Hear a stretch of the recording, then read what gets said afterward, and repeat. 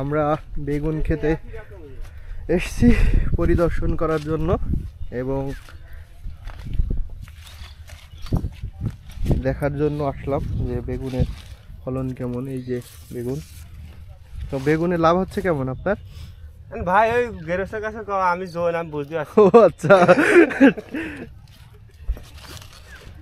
আপনার জনের মূল্য কত? 180 টাকা না না 500 টাকা কম হবে না। বেগুনের দাম কম বেগুন হলে? 10 টাকা আছে, আবার কিছু করার নেই, জনের টাকা 500 দিতে হবে।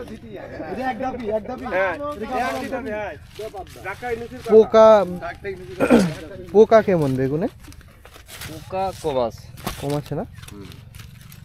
বেশিরভাগ বেগুনগুলাই নষ্ট করে পোকায়। এখন এই শীত মৌসুমে পোকা শীতে একটু পোকার আক্রমণ কম থাকে, যার জন্য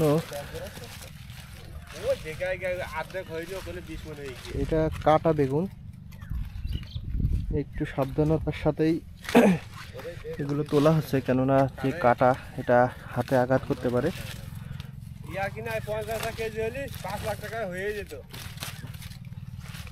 ছাতা যদি 25 মণ করে বেগুন তাহলে কত টাকা দরকার? 50 টাকা বেগুন কয়দিন যদি থাকতো আর কি। যখন ধরা পাতে বেগুন তখন দাম, যখন মনে করেন 10 কাটা বইতে 10 মণ বেগুন হয়, তখন কিন্তু ওই বেগুনের দাম 20 টাকা নিচে ছিল।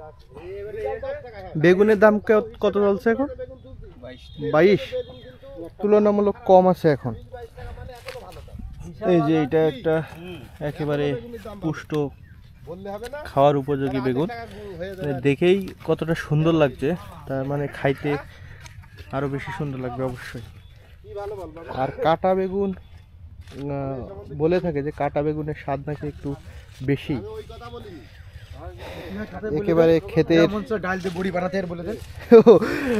স্থানীয় মানুষজন এই বেগুনের সাথে বড়ি, কলইয়ের যে বড়ি বানায়